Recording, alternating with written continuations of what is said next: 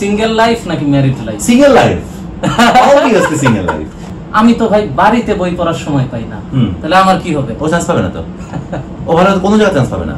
Thanos, I love Thanos, থানোসের একটা বড় ভক্ত। তুমি চিন্তা করো তার আইডিয়াটা কত অদ্ভুত, সে পুরি বাজায় পুরো মহাবিশ্বের জনসংখ্যা অর্ধেকে এর সে ব্যালেন্স করতেছে। একসময় মাধুরী দীক্ষিত আমার খুব ক্রাশ ছিল, যে আমি একদিন বসে আছি নদীর পাড়ে, হঠাৎ করে দেখলাম একটি রমণী চুল ছাড়িয়া দিয়া সে নদীর মধ্যে হাঁটিয়া চলিল। যেমন ধরো তুমি যদি সাকিব সবাইকে বলো যে আমি বিলিয়নিয়ার, আমার কাছে অর্থের কোনো অভাব নাই। সুপ্রিয় দর্শক বন্ধুরা, কেমন আছো সবাই? আজকে একটা খুবই ইন্টারেস্টিং এবং খুবই ইনফরমেটিভ একটা সেশন নিয়ে, একটা গাইডলাইন সেশন নিয়ে, এইচএসসি লাইফের গাইডলাইন সেশন নিয়ে আমি তোমাদের মাঝে চলে এসেছি। আমি মোহাম্মদ সাকিব রহমান, এবং আজকে যে গেস্ট আছেন তোমরা দেখতেই পাচ্ছ, আমার খুবই পছন্দের এবং তোমাদের সবার অনেক বেশি পছন্দের আমাদের জনপ্রিয় ফিজিক্সের শিক্ষক বরুণ ভাই। তো বরুণ ভাইকে পরিচয় করিয়ে দিতে গেলে আসলে আমাকে পুরো স্ক্রিপ্ট লিখে আনা উচিত ছিল, যে বুয়েটের ট্রিপলি ডিপার্টমেন্ট কাঁপানোর পরে ইন্ডাস্ট্রি কাঁপানো, এডটেক কাঁপানো, নিজের প্রতিষ্ঠান করা, মানে বিভিন্ন কাজে ব্যস্ত। না, আমি খুব সামান্য একজন মানুষ, খুবই সামান্য একজন মানুষ। চেষ্টা করে যাচ্ছি যে দেশের জন্য বা আমাদের ইয়াং জেনারেশনদের জন্য কিছু করার জন্য, এটা এতটুকু। আমি খুব সামান্য একজন মানুষ, আমি বড় না। তো আমি যদি ইন্ট্রোডিউস করি, তাহলে আমি নিজে যখন স্টুডেন্ট ছিলাম, তো আমি কিন্তু ভাইয়ের বিভিন্ন ভিডিও ক্লাসগুলা আমি স্টুডেন্ট অবস্থায় করতাম। ইভেন আমি নিজে যখন পড়ানো শুরু করি, তখনও ভাইয়ের অনেকগুলা ক্লাস করে যে ফার্স্ট টাইম আমি পড়াইতাম। তার কারণ ওই সময় কনফিডেন্স লেভেল সাধারণত একটু কম থাকে। ইভেন আমার এখনো মনে আছে ভাইয়ের একটা কনসেপ্ট ছিল স্প্রিং কাটাকাটি, সিরিজ প্যারালাল কানেক্ট করা, স্প্রিং এর সূত্রগুলা যে ক্যাপাসিটরের মতো, এই ব্যাপারগুলো আমি ভাইয়ের ভিডিও পড়ে পড়ে যে ক্লাস নিয়ে আসছি এবং আমি রেকর্ড করছি। ওই ক্লাস তো সম্ভবত আমার যতদূর মনে পড়ে প্রায় 10 বছর আগের ক্লাস, অনেক পুরনো ক্লাস ছিল আর কি ওটা। তো এইসব নিয়ে গল্প আরো হবে। আজকে এরকম একজন মেধাবী মানুষকে সাথে আমি ইন্টারভিউ করতে পেরে আমি খুবই খুশি। আশা করি তোমরা ভাইয়ার ইন্টারভিউগুলো নিয়ে, ওনার পরামর্শগুলো শুনে তোমাদেরও লাইফের একটা সিগনিফিক্যান্ট চেঞ্জ আশা করি আসতে পারে। তো ভাইকে আমি রিকোয়েস্ট করব ওনার পরিচয়টা উনি নিজেই যাতে দেন। আমার পরিচয় দাদা করে তুমি মেলা বলে ফেলছো, আমরা আর পরিচয় বাদ দিই। আমরা এখন আসলে আমাদের ফিউচার নিয়ে, আমরা আমাদের লাইফ নিয়ে কথা বলি। চলো, ওকে, ঠিক আছে। তো তারপরেও আমরা গল্পে গল্পে ভাইয়ের সাথে আরো কিছু ইন্টারেস্টিং সেশন করব। আজকের এই প্রোগ্রামে আমরা মূলত কিছু বেসিক কোশ্চেন সেট করেছি, যেগুলো হচ্ছে আমজনতার প্রশ্ন। আমজনতার প্রশ্ন তো সাধারণত স্টুডেন্টদের যে প্রশ্নগুলো মনের মধ্যে থাকে, আমি নিজে যেগুলো ফেস করছি, স্টুডেন্টরা আমাকে যে প্রশ্নগুলো করে, এই রিলেটেড প্রশ্নগুলো আমি আবার আমার টিচারকে করতেছি, মানে বরুণ ভাইকে করতেছি। প্রথম প্রশ্ন, ভাই এসএসসি থেকে এইচএসসি লাইফের যে ট্রানজিশনটা হয়, পরিবর্তনটা হয়, এটাকে আপনি কিভাবে দেখেন? এসএসসি লাইফটা হচ্ছে একটা কুয়ার মতন, ছোট একটা কুয়ার মতন, আর ইন্টারমিডিয়েটটা হচ্ছে মোটামুটি একটা সাগরের মতন। মানে এসএসসি লেভেলে খুব বাউন্ডেড ভাবে অল্প কিছু বইয়ের মধ্যে তাকে সায়েন্স বা আর্টস বা কমার্সের সাথে পরিচয় করে দেওয়া হয় যে এই ব্যাপারগুলো তোমার জীবনে আসবে। আর ইন্টারমিডিয়েটে তাকে অনেক বড় একটা সেক্টরটা ছেড়ে দেওয়া হয় যে তুমি এখান থেকে যতখানি পারো নাও। আর অ্যাডমিশন টেস্ট হচ্ছে মূলত একটা ফিল্টারিং এর প্রসেস।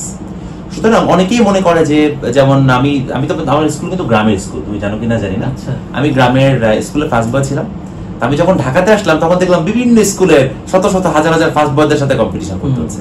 এটা কিন্তু আলাদা রকম একটা ফ্লেভার। যখন আমি নরডেমে পড়তাম তখনকার কথা বলছি। তো এসএসসি লেভেলে তুমি যতটা সিরিয়াস থাকবা, ইন্টারমিডিয়েট লেভেলে যদি ততটুকু সিরিয়াসনেস থাকে তাহলেই হবে। আসলে এমন না যে এসএসসি থেকে ইন্টারমিডিয়েটে এসে অনেক বেশি সিরিয়াসনেস লাগে, বিষয়টা এমন না। আর আমার কাছে মনে হয় কি সাকিব, ভালো স্টুডেন্ট বা ভালো রেজাল্ট এটা একটা মানে কনসিস্টেন্ট বিষয়, এটা একটা প্র্যাকটিসের বিষয়। তুমি দেখবা যারা ভালো রেজাল্ট করে এরা কনস্ট্যান্ট ভাবে ভালো রেজাল্ট করে। এমন কখনোই হয় না যে একবার অনেক ভালো করছে একবার নাই, আবার ভালো করছে আবার না, এমন হয় না। তো আসলে ইন্টারমিডিয়েট লেভেলটা অনেক ভাস্ট, তো স্টুডেন্টের মানসিকতাভাবেই প্রস্তুত করে যেতে হবে। তাই আমি এসএসসি থেকে যখন ইন্টারমিডিয়েট আসবো আমাকে একটা মহাসাগরের মধ্যে সাঁতার কাটতে হবে। এক্স্যাক্টলি, মানে সবাই পারছে, ও পারছে, আমি পারছি, হাজার হাজার স্টুডেন্ট পারছে, যারা আছে তারাও পারবে, জাস্ট ভয় পাওয়া যাবে না শুধুমাত্র, এটা আমার সাজেশন আর কি। মানে একটা বিষয় যে ভালো সে সবকিছুতেই ভালো, রাইট। তো আরেকটা খুবই কমন প্রশ্ন, এই প্রশ্নটা আমাকে অনেক স্টুডেন্ট করে, আমি আসলে উত্তর খুঁজে পাই না, তাই আমি আপনাকে করতে চাচ্ছি। এইচএসসি তে দিনে কত ঘন্টা পড়াশোনা করা উচিত? এইটার অ্যান্সার দাও। এটা কেন বলছি, আমি আমার একটা ভিডিও আছে, ওরা মানে কয়েক মিলিয়ন ভিউ হইছে। আমি ভিডিওর ক্যাপশন ছিল এরকম যে পড়ার টেবিলে 3 ঘন্টা, পড়ছি 15 মিনিট। কথাটা কেন বলছি যে অ্যাকচুয়ালি এফিশিয়েন্সি বা এফিকেসি নামক দুটো শব্দ আছে। তুমি মনে করো পড়ার টেবিলে বসছো, পড়তে বসছো, 1 ঘন্টা বই নিয়ে বসছো। এখন 1 ঘন্টা পড়ার টেবিলে বসে তুমি যদি ফোন টিপো, তুমি যদি ছবিটার কথা ভাবো বসে বসে, তুমি যদি সিনেমার গল্প চিন্তা করো, তাহলে তোমার পড়া তো হবে 5 মিনিট বা 10 মিনিট। এখন তোমার আম্মু বা তোমার আব্বু কিন্তু দেখতেছে যে আমার পোলা বা আমার মাইয়া 1 ঘন্টা পড়ার টেবিলে বসে আছে, কিন্তু আসলে কিন্তু পড়া হলো না। তো অ্যাকচুয়াল পড়ার সময় তুমি যদি ডিস্ট্রাকশন থেকে মুক্ত হতে চাও, তাহলে আমার সাজেশন ফোন, ল্যাপটপ বা মাথার মধ্যে যত গার্বেজ চিন্তা আছে এই ব্যাপারগুলোকে বাদ দিয়ে একদম ফুল ফোকাস দিয়ে যদি তুমি পড়ো, মানে চেষ্টা করতে হবে যে 1 ঘন্টা যদি আমি পড়তে বসি, আমার জন্য ন্যূনতম পক্ষে 40 মিনিট থেকে 45 মিনিট পড়া হয়। কারণ কোনো বাবের বেটা নাই যে 1 ঘন্টা বসে 1 ঘন্টা পড়বো, আমি পারি না। আমার মনে হয় জিনিসটা খুব টাফ, আমি 1 ঘন্টা বসছি 1 ঘন্টাই পড়বো, মানুষ মরে যাবে পুরা। তো অ্যাকচুয়ালি তুমি যদি এরকম ভাবে পড়ো, তাহলে আমার মনে হয় 6 থেকে 7 ঘন্টা যথেষ্ট। যদি তুমি অ্যাকচুয়ালি এফিশিয়েন্সি থাকে, আর তোমার যদি এমন হয় যে এফিশিয়েন্সি 20%, তাহলে তুমি দিনভর বই নিয়ে বসে থাকবে, কোনো লাভ হবে না। 6 থেকে 7 ঘন্টা মনোযোগ সহকারে পড়ো, আর ভাগ করে নাও যে আমি দিনে 1 ঘন্টা বা 1.5 ঘন্টা খেলবো, গল্প করবো, টিভি দেখবো, মানে তুমি পার্টিশন করে নাও, যদি একসাথে সব করতে যাবে না। যেমন আমি যেটা মনে করি যে মানে সাপোজ খাবার, আমার যেমন খাসি মাংস খুব পছন্দ, আর আমি খাসির মাংসের মধ্যে যদি দুধ ঢেলে দেই, তো ওটা তো আমি খেতে পারবো না, তাই না? এই ঠিক কথাটা কেন বলছি, পড়াটাকে তুমি মনে করো তুমি খাসির মাংস দিয়ে ভাত খাইতেছো, আর দুধ মনে করো সে সিনেমা, দুইটাই আলাদা আলাদা ফ্লেভার আছে, বাট দুইটা একসাথে নিতে গেলে একটা হসপস বেঁধে যাবে, তোমার কোনো কাজে লাগবে না। এই জন্য যখন তুমি সিনেমা দেখবা, ডেডিকেটেড ভাবে সিনেমা দেখবা, যখন শয়তানি করবা, ডেডিকেটেড ভাবে শয়তানি করবা, যখন পড়বা, ডেডিকেটেড ভাবে পড়বা, তাহলে I think 6 hour is enough. আমাদের দেশে কিন্তু ভাই এরকম অদ্ভুত কিছু রান্না শুরু হয়ে গেছে, আপনি মনে হয় জানেন আর কি, এই যে বিভিন্ন আইটেমকে মিশায় রান্না বান্না করা আর কি, মাঝে মাঝে টিভিতে পাওয়া যায়, আমরা ওই দিক না যাই। তো এখন আমরা আমাদের নেক্সট প্রশ্ন হচ্ছে, ভাই ফার্স্ট ইয়ারে তেমন পড়ি নাই, ম্যাক্সিমাম স্টুডেন্টের প্রশ্ন যে আমি আসলে ফার্স্ট ইয়ারে কলেজে উঠে বুঝি নাই কি করা লাগবে, হাসতে হাসতে খেলতে খেলতে টাইম শেষ হয়ে গেছে, ফার্স্ট ইয়ারে তেমন পড়ি নাই, এখন উঠছে সেকেন্ড ইয়ারে, সেকেন্ড ইয়ারের এক সেট বই ফার্স্ট ইয়ারের ফেলে আসা পড়া, এখন আমি ভাই কিভাবে সামলাবো? আমি কি ড্রপ দিব, নেক্সট ইয়ারে পরীক্ষা দিব, কিভাবে কি করা যায়? ও মাই গড, এইটা একটা, আমি কি মানে শুনে হতবাক হচ্ছে এবং ভয় লাগতেছে পুরো, এটা ট্রিমেন্ডাস লেভেলের প্রবলেম। এটা এটা কেন বলছি যে আমি কিছুক্ষণ আগে কিন্তু বলতেছিলাম যে এসএসসি থেকে যখন ইন্টারমিডিয়েট আমরা আসি, এটা কিন্তু একটা বিশাল মহাসাগরের মতো। সেই মহাসাগরে তুমি এক জায়গায় দাঁড়ায় আছো মনে করো 1 বছর ধরে, মানে তুমি পড়ো নাই, তার মানে কথাটা বুঝো, ইন্টারমিডিয়েটের ফার্স্ট পেপার মানে ফার্স্ট ইয়ারে তুমি 1 বছর সময় পাও, সেকেন্ড ইয়ারে কিন্তু 1 বছর পাও না, সেকেন্ড ইয়ারে 6 মাস 7 মাস 8 মাস সর্বোচ্চ, এর মধ্যে কিন্তু কলেজ বলে যে টাটা বাই বাই, তোদের সাথে সব সম্পর্ক ছেদ, তোরা চলো দেখো পড়ে যা। তাহলে তুমি দেখো যদি ফার্স্ট ইয়ারটা তোমার একদম অবহেলায় কাটে, তো যদি বলো স্যার আমি বুঝি নাই, মানে এইটা তো আসলে একটা ইম্পসিবল বিষয়। বাট যদি হয়ে যায় এমন কারো, তাহলে এর ট্রিটমেন্ট একটাই, সেটা হচ্ছে সেকেন্ড ইয়ারে তোমার পড়া পরিমাণে অ্যাটলিস্ট 50% বাড়াতে হবে। মানে যেটা তুমি আগে 6-7 ঘন্টা পড়তা, এখন সেটা 10-12 ঘন্টা পড়তে হবে। কিছু এখন যদি বলো যে স্যার আমারও তো সময় নেই, আমার মেলা কাজ স্যার, আমার অমুকে সামলাইতে হয়, তমুক সামলাইতে হয়, তো এইটা আসলে তোমার কাজ না। তো তুমি যদি মেলা কাজের মধ্যে ব্যস্ত থাকো, তাহলে পড়াশোনা করা হবে না। সুতরাং যাদের আমি অ্যালার্ট করছি, যারা ইন্টারমিডিয়েট ফার্স্ট ইয়ারে দেখে এই ভিডিওটা দেখছো, তারা কোনোভাবেই 1 ঘন্টা সময় নষ্ট করবে না। আর যদি বাই চান্স এমন হয়ে যায়, আল্লাহ না করুক, তাহলে সেকেন্ড ইয়ার ওঠার পর বা সেকেন্ড ইয়ারে যখন তোমার মনে পড়বে বা মনে হবে যে না আমার মনে হয় একটু ল্যাকিংস আছে, সেই পড়াশোনার পরিমাণটা 10 থেকে 12 ঘন্টা, ইভেন 13-14 ঘন্টা যদি পড়ো ভালো হয়, বুঝতে পারছো? কারণ ধরো coming and going but for nothing একটা কথা আছে, যে তুমি কলেজ যাইতেছো কোনো লাভ নাই, তো ওইখানে তো তোমার সময় নষ্ট হচ্ছে, বরবাদ হচ্ছে পুরো। ওর থেকে তুমি যখন বাসায় বসে পড়বা, 10-12 ঘন্টা বইয়ের সামনে থাকো, তাহলে অ্যাটলিস্ট 7-8 ঘন্টা পড়া হবে, আদারওয়াইজ তুমি শেষ করতে পারবে না। আর একটা কথা আমি বারবারই বলি যে প্রকৃতি কোনো জায়গা শূন্য রাখে না। ধরো তুমি যে ভিডিওটা দেখছো, তোমার টার্গেট আমি ডাক্তার হবো, তুমি চান্স পাইলে না, তাতে কার কি হবে? কারো কিছু হবে না, ওই আর রাজ্য চান্স পাবে নাকি? তোমার আব্বু আম্মুর স্বপ্ন তুমি ইঞ্জিনিয়ার হবা বা তুমি লয়ার হবা, তুমি চান্স পাইলে না, ওর আরেকজন চান্স পাবে। প্রকৃতি ওই জায়গাটা কখনো শূন্য রাখবে না, লসে পড়বা হচ্ছে তুমি। সুতরাং আমার সাজেশন হচ্ছে যে যেতে বিষয়গুলো আমরা জানি, তাহলে আমরা যাতে নিজের পায়ে নিজে কোড়াল না মারি, এই বিষয়টা আমাদের দেখা প্রয়োজন। যে অ্যাটলিস্ট আমাকে আমার যেন গাইড করা লাগে। এবং আমার একটা মজার ঘটনা আছে, মনে আছে, একটা জুনিয়র ছিল আমাকে একটা কথা বলছিল, আবার স্টিল কথা মনে পড়ে। সেটা হলো প্রেগনেন্ট মহিলা, দেখছো প্রেগনেন্ট মহিলাদের কিন্তু অনেক যত্ন নেওয়া হয়, এটা ভালগার ভাবে কেউ নিও না। যারা প্রেগনেন্ট, যারা বাচ্চা জন্ম দিবে, তাদের বাবা মা বা যারা তার আশেপাশে যে মানুষজনগুলো আছে তাদের খুব টেক কেয়ার করে, যাতে সে এবং তার বেবি সুস্থ থাকে। আমাকে আমার এক জুনিয়র, অনেক জুনিয়র, সে বলছিল, স্যার আপনি জানেন ইন্টারমিডিয়েটের বাচ্চাদের নিজেদের সবসময় প্রেগনেন্ট মহিলা ভাবা উচিত। হ্যাঁ স্যার, আসলে ওরা যদি নিজেদের প্রেগনেন্ট মহিলার মতন যত্ন নেয়, নিজের যত্ন, তাহলেই স্যার হবে।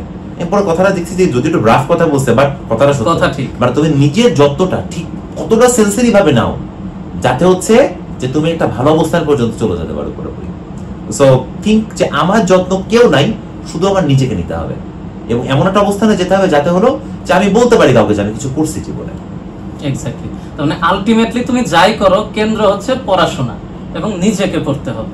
তোমার টাইম চারপাশে ভাগ করে দিলে হবে। সাকিব দেখো, পড়াশোনা করা কি জিনিস জানো? তোমাকে তুমি তো এটা তোমার জন্য কথা। আচ্ছা, আমার এক্সপেরিয়েন্স যতটুকু হয়েছে সেটা হলো, দেখো মনে করো তুমি কি জানো ঢাকা সিটিতে যারা ট্যাক্সি চালায় বা যারা মনে করো ওই যে রাস্তার পাশে চা বিক্রি করে, যেমন সেদিন আমি ফকিরাপুরে এক চা দোকানদারের সাথে কথা বলতেছি, ও বিশ্বাস করবো মাসিক ইনকাম প্রায় 1.5 লাখ টাকা, believe it or not, 1.5 lakh টাকা মাসে। সে যত হাজার কাপ চা বিক্রি করে, আমি হিসাব করে দেখলাম ওরকম। সে বলে যে আল্লাহর রহমতে ভালো আছে। এখন তুমি কয়টা চাকরি আছে বলতো? 1.5 লাখ টাকা বেতন, এবং তার কিন্তু প্রতিটা টাকা হালাল টাকা, হালাল ভাবে উপার্জন করা। সে 3 টাকাতে চা বানাইছে, 7 টাকাতে বেচছে।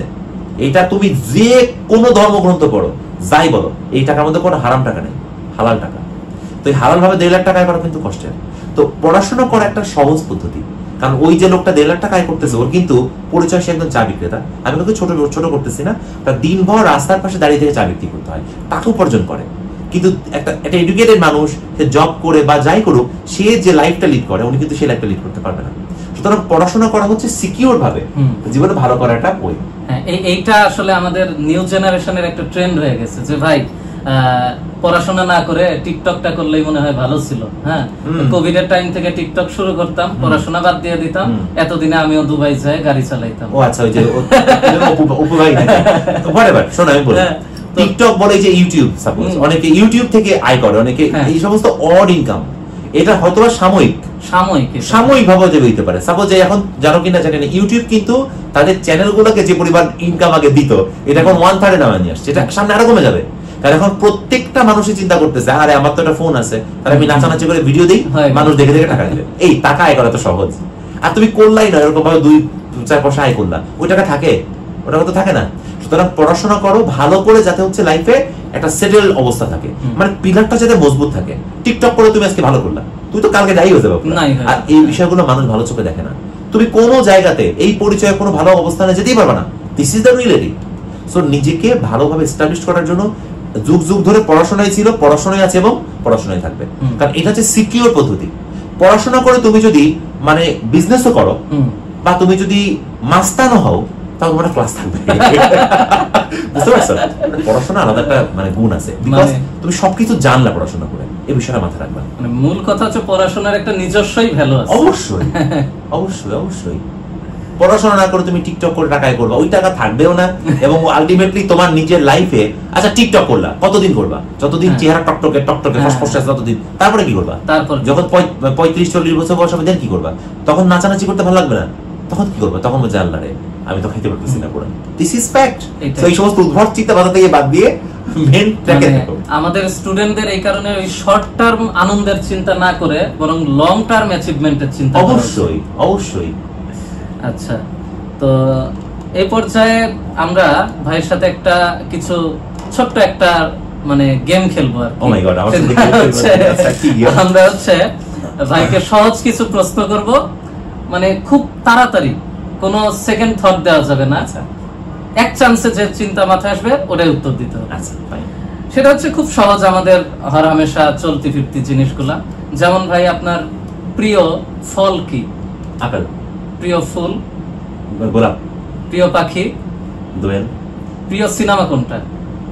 প্রিয় সিনেমা অনেকগুলো আছে, এটা তো আসলে আমি বলতে পারবো না, তবে টপ 3। তবে টপ 3 আমার দেখা সবথেকে ভালো মেকিং এর সিনেমা ছিল হচ্ছে ট্রয়, হলিউডের সিনেমা ছিল ট্রয়। তারপরে আমার অ্যাভেঞ্জার্স খুব ভালো লাগে, আমার অ্যাভেঞ্জার্স আমি খুবই পছন্দ করি, মার্ভেলের যে মুভিগুলো। বাট অ্যাভেঞ্জার্স এর ওটার মধ্যে মেকিংটা খুব আর্টিফিশিয়াল। বাট ইয়ে সিনেমা কোন ক্যারেক্টারটা favourite? Thanos. I love Thanos. আমি থানোসের একটা বড় ভক্ত। তুমি চিন্তা করো তার আইডিয়াটা কত অদ্ভুত, সে পুরি বাজায় পুরো মহাবিশ্বের জনসংখ্যা অর্ধেকের এর সে ব্যালেন্স করতেছে। তারপর আমার ভালো লাগার মধ্যে টাইটানিক সিনেমাটা আমার কাছে খুব ভালো লাগছে, ভালো, এই সিনেমাগুলো মোটামুটি ভালো। কিন্তু আমার খুব দুঃখ লাগে আমার বাংলাদেশি কোনো সিনেমা আমি তেমন দেখে আজ পর্যন্ত মানে ওই ফ্লেভারটা পাইলাম না।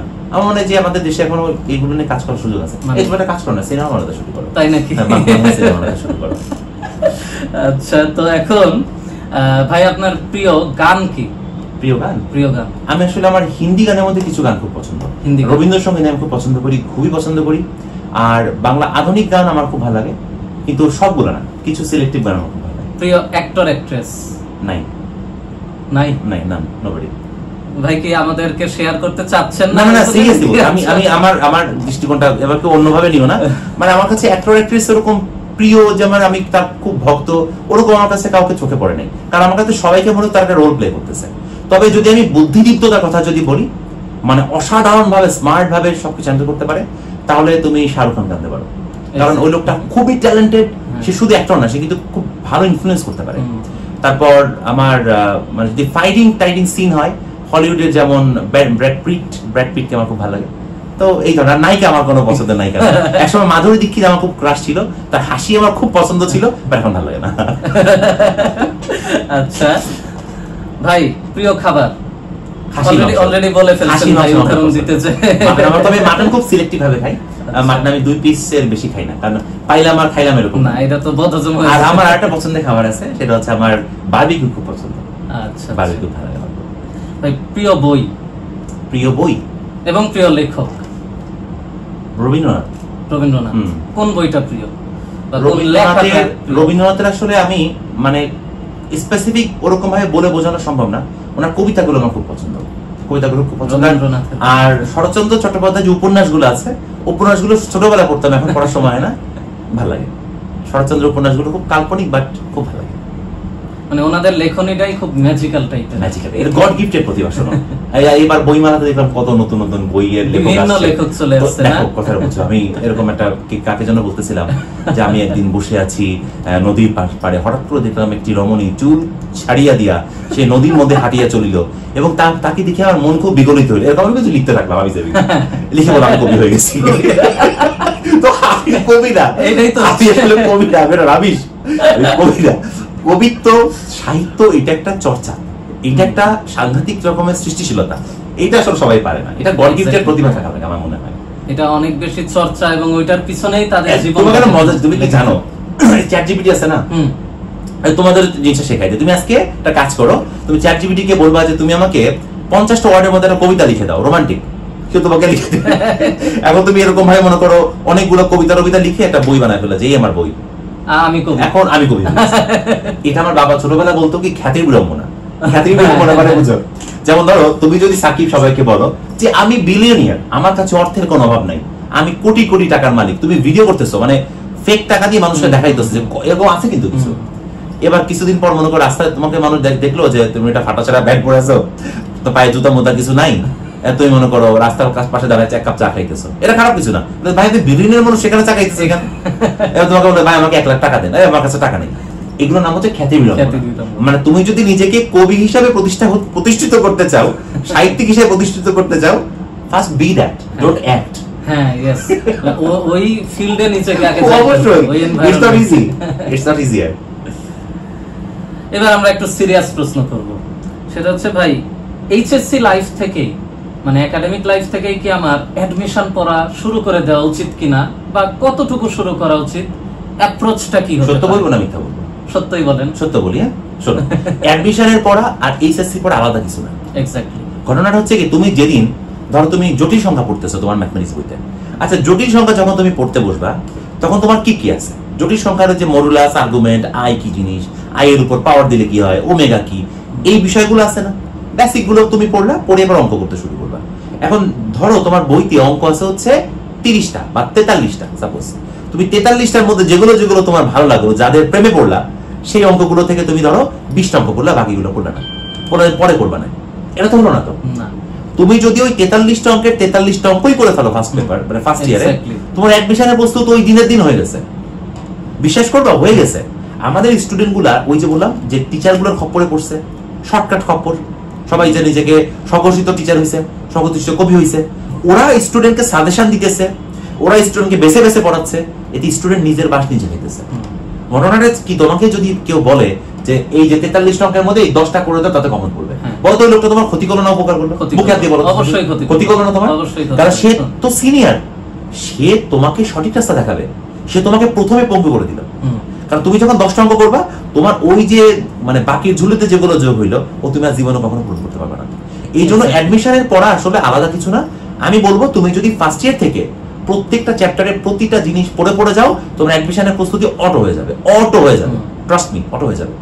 এটা বলো না যে ঠিক আছে আমি এটা পড়তেছি, অ্যাডমিশনের 3 মাসে ফাটাই দিব, কচু করবা, কিচ্ছু হবে না, কোনো লাভ নেই। তার যারা ভালো করছে তুমি খোঁজ নিয়ে দেখো, এরা সবাই ফার্স্ট ইয়ার থেকে ভালো ছিল, এরা ফার্স্ট ইয়ার থেকে কলেজ কুইজে ভালো করছে, কলেজ পরীক্ষা ভালো করছে, বইয়ের কিছু বাদ দেয় নাই, এই জন্য ভালো করছে। মানে আমার ওইটাই কথা যে ভাই, আমি যদি ম্যাথ, ফিজিক্স, কেমিস্ট্রি অথবা আর্টস হোক, কমার্স হোক, আমি যদি সাপোজ ম্যাথ বইয়ের প্রত্যেকটা অঙ্ক, মানে ম্যাথ প্রবলেম হয়তো দেখতে একই রকম, খালি ভ্যালুটা আলাদা, মনে করছো এই এটা তো একই, করা লাগবে না, তাও আমি যদি করি, আমি যদি ম্যাথ বই A to Z একটা সিঙ্গেল ম্যাথ বাদ না দিয়ে পুরা বই করি, তাহলে আমার কি বুয়েট, রুয়েট, কুয়েট, চুয়েট, বুটেক্স, ভার্সিটি, কৃষি, এগুলোর জন্য আলাদা কিছু করার দরকার আছে?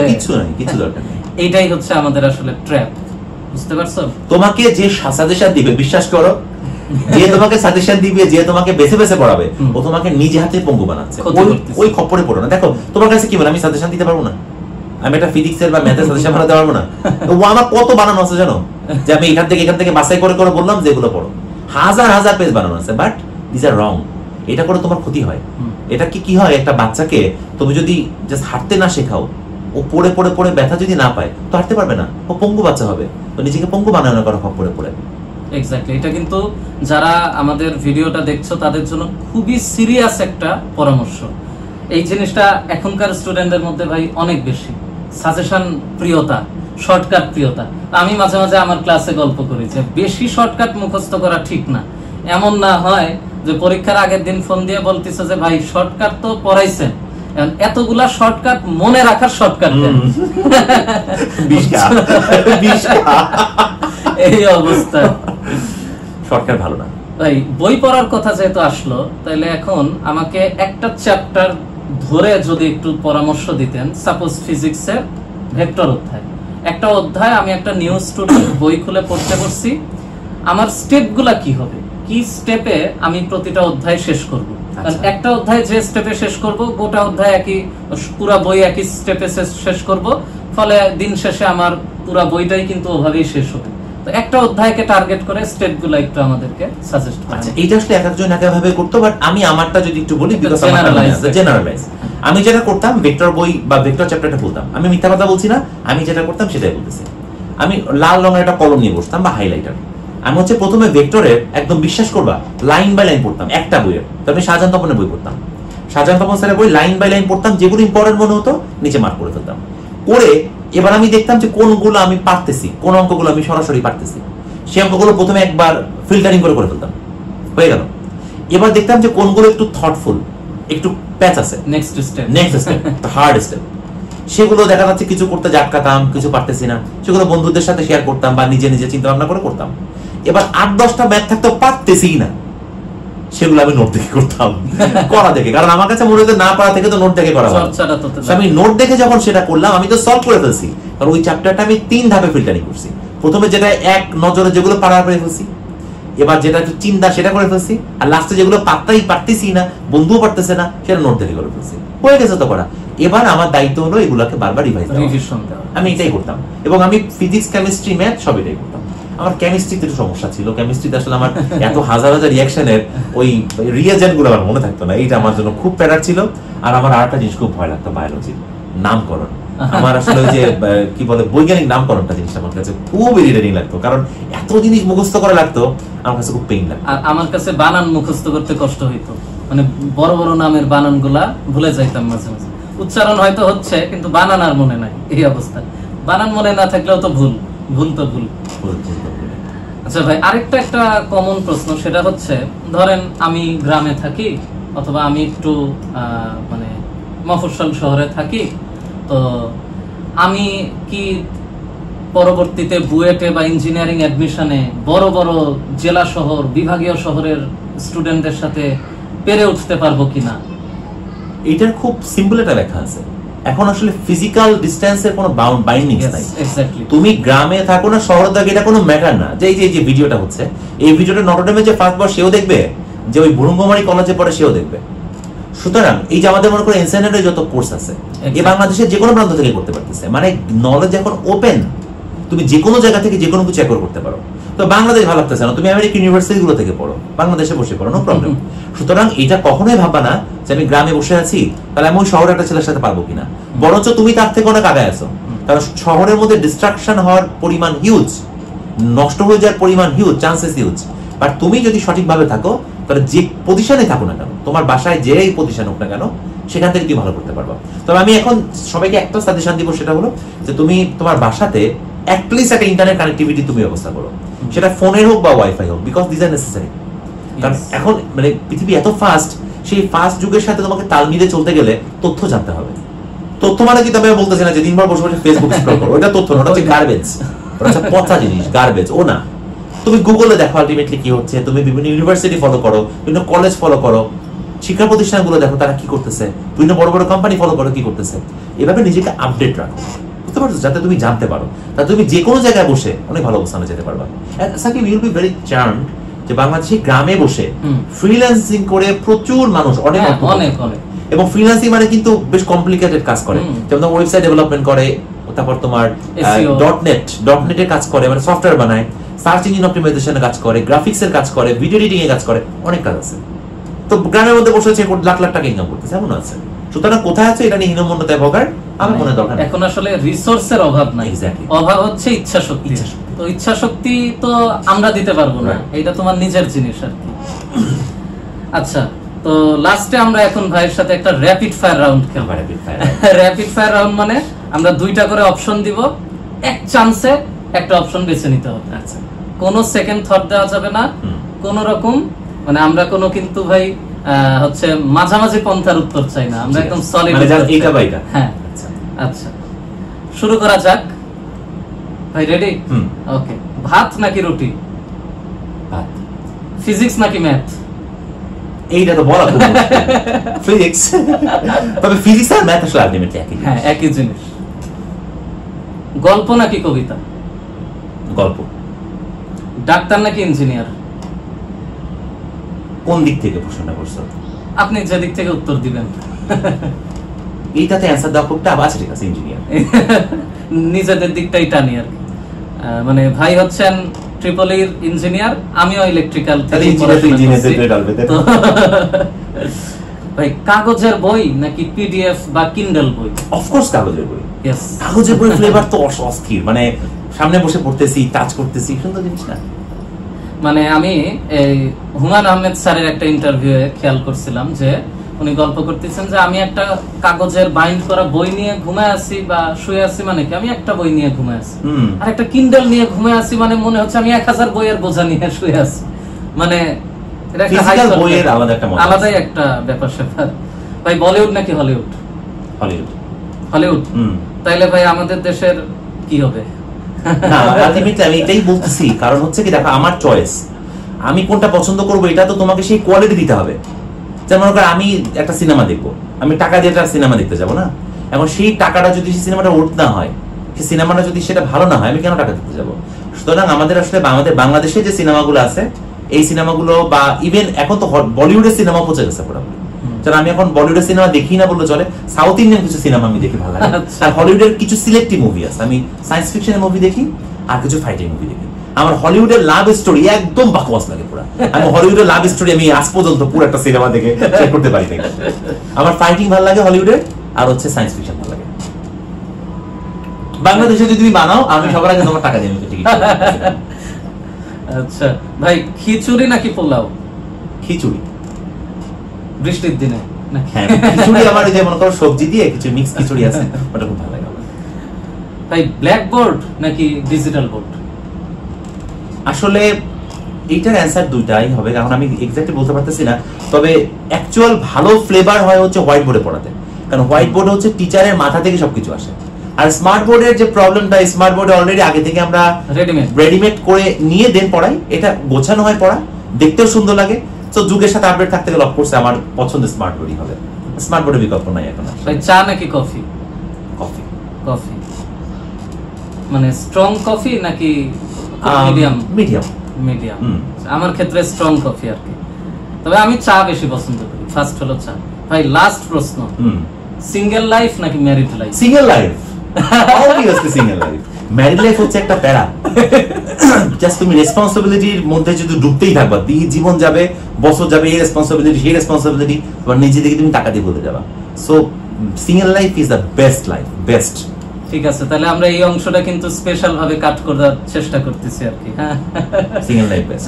আচ্ছা ভাই লাস্ট প্রশ্ন, সেটা হচ্ছে ভাই আমি সারাদিন অনেক প্রাইভেট পড়ি, একটা সাবজেক্টের জন্য আমি কয়েকটা টিচারের কাছে পড়ি, বাসায় টিচার এসে পড়ায়, আমি অনলাইনে অনেকগুলা কোর্স একসাথে করি, আমি তো ভাই বাড়িতে বই পড়ার সময় পাই না, তাহলে আমার কি হবে? ও চান্স পাবে না তো, ও ভালো কোনো জায়গায় চান্স পাবে না, কারণ এই পরিমাণ জায়গা তুমি এনগেজ হয়ে গেছো যে প্রথমে বলছি যে নিজের যত্ন নিতে পারতেছো না। শোনো, একজন টিচারের কাছে পড়তেছো, সে টিচার তো এগুলো পড়ছে, সে টিচার এগুলো পারে, তুমি একাধিক কোচিং এ যাচ্ছ, একাধিক অনলাইন প্ল্যাটফর্মে পড়তেছো, এই যত জায়গাতে তুমি তো টাকা দিছো, রাইট? আর এখানে তোমার কিন্তু সময় অলরেডি এনগেজ হয়ে যাচ্ছে, সুতরাং তুমি একবার এখান থেকে এখানে, এখান থেকে এখানে, এখান থেকে এখানে, এই বাউন্সিং যত করবা তোমার নিজের সময় তত নষ্ট হবে। ওর থেকে আমার মনে হয় কি, যে এখন যেহেতু বাসায় মধ্যে আমরা বসে সবকিছু করতে পারি, তুমি হচ্ছে অনলাইনে দেখো তোমার ফিজিক্স, কেমিস্ট্রি, ম্যাথ, বায়োলজি, তুমি 4টা টিচার চুজ করো যে আমি অনলাইনে এই 4টা টিচারের কোর্স করবো বা এই 4টা টিচারের কাছে করবো। কোনো জায়গা ফিজিক্যালি তোমার যাওয়া লাগবে না, পরীক্ষা তো কলেজ দেয়, তাই না? পরীক্ষা তো কলেজে তুমি দিতে পারো। তো তুমি বাসার মধ্যে বসে ক্লাসগুলো করো আর হচ্ছে নিজে পড়ো, আদারওয়াইজ তুমি সময় পাবো না। বিশ্বাস করো, তুমি যদি 8-10 জায়গা ভর্তি হও, তোমার বাবা মার তো টাকা শ্রাদ্ধ তুমি করতেছো, টাকা কথা বাদ দিলাম, সময় শ্রাদ্ধ কিন্তু হচ্ছে পুরোপুরি, আর তুমি যে সময়টা হারাচ্ছ সময়টা পাবা না। সুতরাং নিজেকে ওই যে শুরু থেকে বলছি যে 7-8 ঘন্টা যদি পড়তে হয় তাহলে তো বই নিয়ে বসতে হবে। এখন তুমি যদি বলো যে স্যার আমি তো অমুক স্যারের কাছে প্রাইভেট পড়তে গেছিলাম, ওখানে স্যার 1.5 ঘন্টা সময় গেছে, ওইটা কি পড়া হয়েছে? ওটা তো পড়া হয় নাই, ওখানে তো স্যার পড়াইছে, তুমি নোট করে চলে আসছো, নিজের পড়া হয় নাই। অনেকে মনে করে যে আমি 5 জায়গায় পড়ছি 1.5 ঘন্টা করে, তাহলে আমার তো হয়ে গেছে 5-7.5 ঘন্টা পড়া হয়ে গেছে। নো নো নো, এটা ভেবো না। কিন্তু পড়া বলতে আমরা কিন্তু বোঝাচ্ছি যে তুমি 1-to-1 তোমার লাভার কে বলো তো, বই, তোমার বইয়ের সাথে তোমার একান্তে কি আলোচনা হচ্ছে, এইটা হচ্ছে আসল। এখানে অন্তত পক্ষে 6-7 ঘন্টা মিনিমাম লাগবে। ভাই থ্যাংক ইউ। ফাইনালি ভাই বুয়েটের ট্রিপলি, ঢাকা ইউনিভার্সিটির আইবিএ থেকে এমবিএ, নিজের একটা কোম্পানি ওরাস্কা, নিজের এডটেক, নিজের কোচিং, নিজের অনলাইন প্ল্যাটফর্ম, গুনতে গুনতে তো অবস্থা খারাপ। আমরা আছি মোটামুটি। দীর্ঘ অভিজ্ঞতা সবকিছু মিলায়ে বর্তমান বাংলাদেশের শিক্ষার্থীদের উদ্দেশ্যে আপনার এই দীর্ঘ অভিজ্ঞতার আলোকে সামারি করে ছোট্ট একটা পরামর্শ যদি দিতেন। শোনো, পড়াশোনা অনেক সহজ কাজ, বিশ্বাস করো। তোমরা যারা ভাবতেছো স্যার এটা অনেক কঠিন, ম্যাথ এটা অনেক পারি না, এটা একটা সহজ জিনিস। কেন বলতে জানো?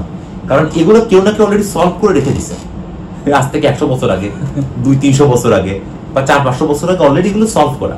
পিথাগোরাসের উপপাদ্য নিয়ে তুমি লাফাইতেছো, কত হাজার বছর আগে, তুমি জানো তো না? সুতরাং এগুলো অলরেডি আমরা জানি, আমরা অলরেডি জানি। প্র্যাকটিক্যাল লাইফে তুমি যখন কাজ করতে যাবা, প্রতিনিয়ত তোমাকে চ্যালেঞ্জ ফেস করতে হবে। তুমি জব করো, বিজনেস করো, যাই করো না কেন, এবং এইগুলো সলভ কোনো বইতে লেখা নেই। কর্মজীবন কেমন হবে কোনো বইতে লেখা আছে নাই। সুতরাং ওইখানে তোমার বিচক্ষণতা, ওইখানে তুমি কিভাবে কাজ করবা, এর উপরে আসলে সবকিছু নির্ভর করবে। মূল কথা হচ্ছে নিজেকে জ্ঞানী বানাতে হবে, তথ্য জানতে হবে মাথার মধ্যে, আর অ্যানালাইসিস করার ক্ষমতা বাড়াতে হবে। যেটাই করো না কেন, তোমার সামনে একটা ইভেন্ট হচ্ছে, দুটা মানুষ মারামারি করতেছে, তুমি তো মারামারিতে যোগ দিলে ভাই, মানে মারামারি করতেছে, অ্যানালাইসিস করে যে মারামারিটা কেন করতেছে, এটা কি যৌক্তিক কিনা, আমি ওখানে যাবো কিনা, আবার যে আসলে কোনো লাভ আছে কিনা, বা আমি যে কি আসলে সেটা ভালো হবে না উল্টা আমি আমার বিপদ দেখে আনবো। এই অ্যানালাইসিস গুলা তোমার করা লাগবে। তুমি একটা কলেজে গেছো, একটা প্রোগ্রাম হইতেছে, বা তুমি একটা পরীক্ষাতে একটা কোশ্চেন দেখলা, ওইগুলোকে অ্যানালাইসিস করার ক্ষমতা, মানে যেটাকে আমরা বলি হচ্ছে যখন আইবিতে প্রশ্ন করতে হয় অ্যানালিটিক্যাল অ্যাবিলিটি, মানে তুমি একটা প্রবলেমকে কত ডাইমেনশনে ভাবতে পারো। তো এই অ্যানালিটিক্যাল অ্যাবিলিটি গুলো নিজের মধ্যে গ্রো করতে হবে। তাহলে তুমি যে সেক্টরে কাজ করো ভালো করবা, বিজনেস করো, জব করো, হোয়াটএভার, আমি মনে করি ভালো করবা। আর তোমাদের সকলের জন্য অনেক শুভকামনা, কারণ তোমাদের উজ্জ্বল ভবিষ্যৎ, তোমাদের রিসোর্স অনেক, এই রিসোর্স গুলোকে শুধুমাত্র ভালো করে ব্যবহার করো, তাহলেই হবে। Thank you very much. মানে মনে হলো আসলে অনেক বছর পরে ভাইয়ের সাথে সামনাসামনি বসে ক্লাস করলাম। তোমরা যতটা এনজয় করছো, আমি মনে হয় আরো বেশি এনজয় করলাম। তো ভাইকে অসংখ্য ধন্যবাদ এত ব্যস্ততার মাঝে আমাদেরকে একটু সময় দেওয়ার জন্য। ভাই থ্যাংক ইউ ভেরি মাচ। আশা করি আমরা এরকম আরো ইন্টারেস্টিং কিছু ভিডিও, কিছু পরামর্শমূলক সেশন ভাইয়ের কাছ থেকে পাবো। তো তোমাদের সবার জন্য all the best. Thank you.